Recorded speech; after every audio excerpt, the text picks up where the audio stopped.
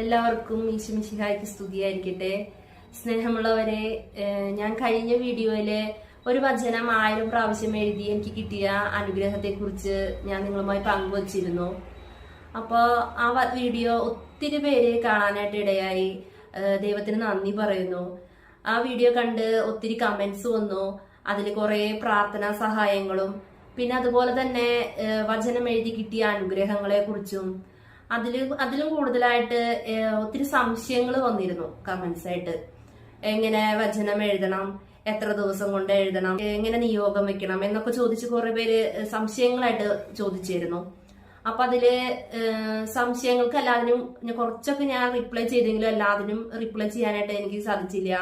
കാരണം അപ്പൊ ഞാൻ വിചാരിച്ചു ഒരു ചെറിയ വീഡിയോ ആയിട്ട് എടുത്ത് നിങ്ങൾക്ക് അയക്കാം എന്ന് വിചാരിച്ചപ്പോ അപ്പോഴത്തേക്കും ഞങ്ങൾ 3 പേരും പനിയായിട്ട് ഹോസ്പിറ്റലിൽ അഡ്മിറ്റ് ആയിരുന്നു. അപ്പൊ അതൊക്കെ കഴിഞ്ഞപ്പോ കുറച്ച് വൈകി. എന്നാലും എനിക്ക് അറിയാവുന്ന ഒരു രീതിയിൽ എങ്ങനെ വചനം എഴുതണം, എത്ര ദിവസം കൊണ്ട് എഴുതാം, നിയോഗങ്ങൾ എങ്ങനെ സമർപ്പിക്കണം എന്നൊക്കെ എന്റെ ഒരു അറിവ് വെച്ച്, ഓരോരുത്തർക്കും ഓരോ കാഴ്ചപ്പാടാണല്ലോ. അപ്പൊ അതുപോലെ എന്റെ അറിവ് വെച്ച് ഞാൻ നിങ്ങളുമായിട്ട് പങ്കുവയ്ക്കാന്ന് വിചാരിച്ചു. അതിനുവേണ്ടിയാണ് ഇന്നത്തെ വീഡിയോ ഞാൻ നിങ്ങളുമായി പങ്കുവയ്ക്കുന്നത്.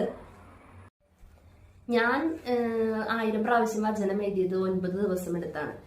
അത് 9 ദിവസം കൊണ്ട് എനിക്ക് എഴുതാൻ സാധിച്ചത് ഞാൻ കഴിഞ്ഞ വീഡിയോയിൽ പറഞ്ഞല്ലോ. എനിക്ക് ഈ സർജറി കഴിഞ്ഞിരിക്കുന്നത് കൊണ്ട് റെസ്റ്റ് ആയിരുന്നു. അപ്പോൾ ഒത്തിരി സമയം ഫ്രീ കിട്ടിയത് കൊണ്ടാണ് ഞാൻ അങ്ങനെ വചനം എഴുതാനായിട്ട് അത്രയും ദിവസം കൊണ്ട് എനിക്ക് എഴുതാനായിട്ട് സാധിച്ചത്. പക്ഷെ എല്ലാവർക്കും അങ്ങനെ എത്രയും പെട്ടെന്ന് എഴുതി തീർക്കാനായിട്ട് സാധിക്കണമെന്നില്ല. കാരണം വെച്ചിട്ടുണ്ടെങ്കിൽ ഓരോരുത്തർക്കും ഓരോ സാഹചര്യങ്ങളാണല്ലോ. ഓരോരുത്തർക്കും ജോലി തിരക്കുകളും പിന്നെ കുഞ്ഞുമക്കളും ഉള്ളവരൊക്കെ ആയിരിക്കും. അപ്പൊ അവർക്ക് അത്രയും ദിവസം കൊണ്ട് അങ്ങനെ എഴുതി തീർക്കാനായിട്ട് സാധിക്കണമെന്നില്ല.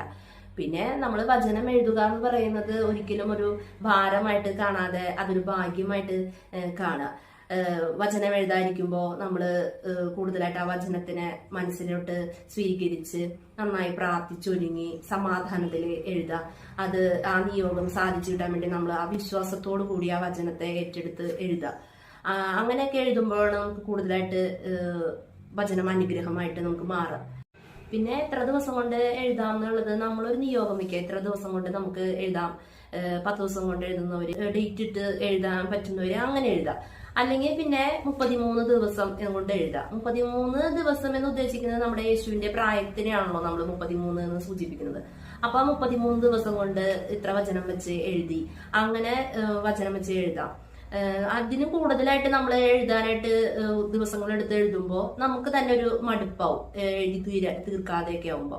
അപ്പൊ നമ്മൾ ഇത്ര ദിവസം കൊണ്ട് ഇങ്ങനെ എഴുതാമെന്ന് നമ്മൾ തന്നെ ഒരു നിയോഗം വെച്ച് എഴുതാം. കുറച്ചു പേർക്കൊക്കെ ചിലപ്പോൾ 10 ദിവസം കൊണ്ട് എഴുതാൻ പറ്റും, ചിലപ്പോൾ ഒരു 15 ദിവസം, അല്ലെങ്കിൽ ഇത് പറ്റില്ലെങ്കിൽ നമ്മൾ 33 ദിവസം കൊണ്ട് കുറച്ച് സമയം കിട്ടുന്നതനുസരിച്ച് വചനങ്ങൾ എഴുതാനായിട്ട് നോക്കാം. കൂടാതെ നിയോഗം വചനത്തിന്റെ കൂടെ എഴുതണോ 1000 പ്രാവശ്യം എന്ന് ചോദിച്ച് കമന്റ്സ് വന്നിരുന്നു. നിയോഗങ്ങൾ നമ്മൾ 1000 പ്രാവശ്യം എഴുതണ്ട, നമ്മൾ വചനം മാത്രം എഴുതിയാൽ മതി. നിയോഗങ്ങൾ നമ്മുടെ മനസ്സിൽ നമ്മൾ പ്രാർത്ഥിച്ച് എഴുതിയാൽ മതി. 1000 പ്രാവശ്യം വചനം എഴുതിയാൽ മതി. പിന്നെ ഈ 1000 പ്രാവശ്യം എഴുതി കഴിയുമ്പോൾ തന്നെ ചിലപ്പോൾ നമുക്ക് ആ നിയോഗം കിട്ടണമെന്നില്ല, അപ്പൊ തന്നെ കിട്ടണമെന്നില്ല. പിന്നെ എപ്പോഴായാലും നമുക്കത് സാധിച്ചു കിട്ടും. ഇനിയിപ്പോ നമ്മളെ കുറിച്ച് നമ്മുടെ ദൈവത്തിന് ഒരു പദ്ധതി ഉണ്ടല്ലോ. അപ്പൊ ആ പദ്ധതി അനുസരിച്ച് അത് നടപ്പിലായിക്കോളും. അത് ഓർത്ത് ആരും സങ്കടപ്പെട്ടിരിക്കേണ്ട. എനിക്ക് 1000 പ്രാവശ്യം എഴുതിയിട്ട് എനിക്ക് സാധിച്ചു കിട്ടിയില്ല എന്ന് ഓർത്ത് വിഷമിക്കാനൊന്നും പോണ്ട. ഒരു പ്രാവശ്യമെങ്കിലും നമ്മൾ വചനം എഴുതുന്നുണ്ടെങ്കിൽ അതിന്റെ അനുഗ്രഹം നമുക്ക് വ്യക്തിപരമായിട്ടും അല്ലാതെ നമ്മുടെ കുടുംബത്തിനും അതിന്റെ അനുഗ്രഹം എപ്പോഴും നമ്മുടെ കൂടെ ഉണ്ടാവും. അപ്പോ ആ നിയോഗം നമുക്ക് അപ്പൊ സാധിച്ചിട്ടില്ലെങ്കിലും ചിലപ്പോൾ സമയമെടുത്തായാലും നമുക്ക് ആ നിയോഗം സാധിച്ചു കിട്ടുമെന്നുള്ള വിശ്വാസത്തോടെ നമ്മൾ വചനം എഴുതാനായിട്ട് മുന്നോട്ട് പോകണം. പ്രധാനമായി നമ്മൾ ഓർക്കേണ്ടത് നമ്മുടെ വ്യക്തിപരമായ കാര്യങ്ങൾ നടക്കാൻ വേണ്ടി മാത്രം നമ്മൾ വചനത്തെ സമീപിക്കരുത്.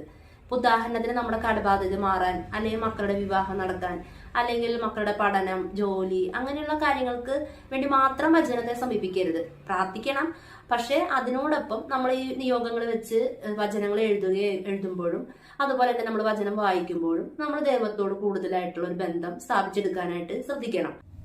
നമ്മൾ കൂടുതൽ സമയം കണ്ടെത്തി വചനം വായിക്കാനും ധ്യാനിക്കാനും എഴുതാനും തുടങ്ങുമ്പോൾ ദൈവം നമ്മളോട് സംസാരിക്കുന്ന ഒരു അനുഭവം നമുക്കുണ്ടാവും. ഈ അനുഭവങ്ങൾ പിന്നീട് നമ്മുടെ ജീവിതത്തിൽ ഉണ്ടാകുന്ന ഏത് പ്രതിസന്ധികളിലും സഹനങ്ങളിലും പിടിച്ചു നിൽക്കാനുള്ള ഒരു അനുഗ്രഹത്തിന്റെ കൃപകളായി മാറും. ഒരിക്കല് ഡാനിയൽ അച്ഛന്റെ ഒരു ടോക്ക് കേൾക്കാനിടയായി. നമുക്കറിയാലോ, ഡാനിയലച്ചൻ നമ്മളെ കൂടുതലായിട്ട് വചനങ്ങളിലേക്ക് അടുപ്പിക്കുകയും ധ്യാനിക്കാനും പഠിക്കാനും ഒക്കെ കൂടുതലായിട്ട് നമ്മളെ പ്രചോദിപ്പിക്കുന്ന ഒരു വൈദികനാണ്. അപ്പൊ അന്ന് പറഞ്ഞ ഒരു കാര്യം ഇന്നും എന്റെ മനസ്സിലുണ്ട്. അച്ഛൻ ഈ വിശുദ്ധ ബൈബിൾ കാണുന്നത് ഒരു പുസ്തകമായിട്ടല്ല, ഒരു വ്യക്തിയായിട്ടാണെന്ന് പറയുന്നത് കേട്ടു. അതിനുള്ള കാരണം അച്ഛൻ ഇങ്ങനെയാണ് പറഞ്ഞത്: നമ്മുടെ മനസ്സ് തകർന്നിരിക്കുന്ന സമയത്ത് നമ്മൾ ഈ വിശുദ്ധ ഗ്രന്ഥം തുറന്ന് അതിലെ വചനം വായിക്കുമ്പോൾ നമ്മളോട് സംസാരിക്കുന്ന, നമുക്ക് ആശ്വാസം നൽകുന്ന ഒരു ദൈവത്തെ നമുക്ക് കാണാനായിട്ട് സാധിക്കും. നമ്മുടെ ഏതൊരു ചോദ്യത്തിനും ഉത്തരം ലഭിക്കുന്ന ഒരു വചനങ്ങൾ ഈ വിശുദ്ധ ഗ്രന്ഥത്തിലുണ്ട്. അതുകൊണ്ട് നമ്മൾ കൂടുതലായിട്ട് വചനങ്ങൾ വായിക്കാനും ധ്യാനിക്കാനും നമ്മുടെ നിയോഗങ്ങൾ സമർപ്പിച്ചിട്ട് നമ്മൾ വചനങ്ങൾ എഴുതുകയും ചെയ്യുക. ഈ വിശുദ്ധ ഗ്രന്ഥത്തില് ഒത്തിരിയേറെ വാഗ്ദാന വചനങ്ങളുണ്ട്. ആ വചനങ്ങളെല്ലാം നമ്മുടെ ജീവിതത്തില് നമ്മൾ ഉപയോഗപ്പെടുത്തുക.